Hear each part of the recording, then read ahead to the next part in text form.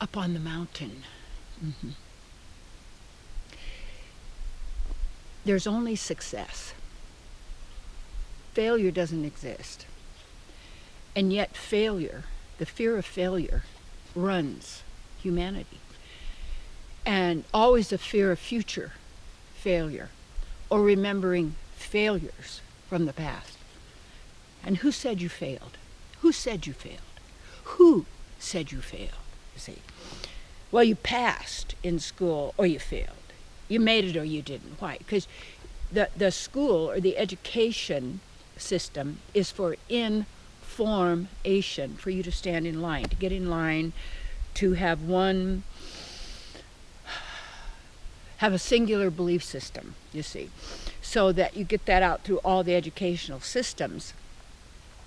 And the real education would be like a Buckminster Fuller, or how I chose, and there are a lot of people that chose, is that I was really bored with the educational system, and because it wasn't giving me what I wanted, so I went out and found my own knowledge from master teachers.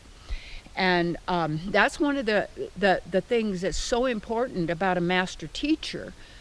And a master teacher is actually known by how many masters they have been able to mentor. And most people don't tell you the real secrets that they use to get where they are, because they don't want you to, what would you say, take them out of the spotlight, you see. So they have you sitting there worshiping and adoring them as if they're special and different and unique. And yes, we all are, but we're also not. Remember, when you play duality, you have success and failure. But ultimately, if you go to the absolute, it's always successful. So when consciousness is fractured, and this becomes individual, which means in divide dual. So the fight that goes on within your mind, within yourself, that you have accepted. And the mind is not the self, but within the mind that the self has surrendered to, in a sense. Because then you have a duel that's going on between success and failure, because you want to succeed and you don't want to fail, because success means adoration, it means money, it means survival in the body. And it's a lot of people say, well, you got to survive, I got to do this to survive. So that means that you believe that you are this temporary physical body and so your whole life is about maintaining and protecting this physical body. And if you start to look at everything that you're doing, pretty much is for the survival of the physical body. And instead of your own, the flourishing of who you really are. So when you come back to there's only success, you always get what you agree with, you see.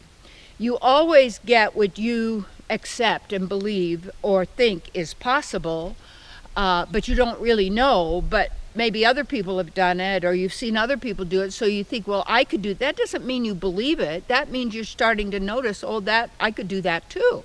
That has no belief in it. It's just, oh yeah.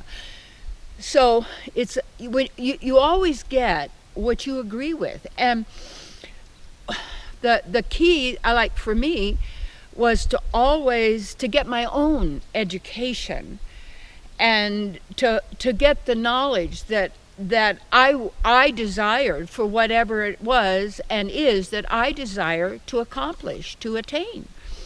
And if you get all of your information and your knowledge from what other people have told you and then tested you on, and you have studied in textbooks and then believe is absolutely true beyond a shadow of a doubt, what you're doing is grossly limiting yourself and creating a life of suffering, and with minute opportunities for a little morsel of some pleasure and laughter and happiness. And that's why people get so lost into the entertainment, which is entertainment.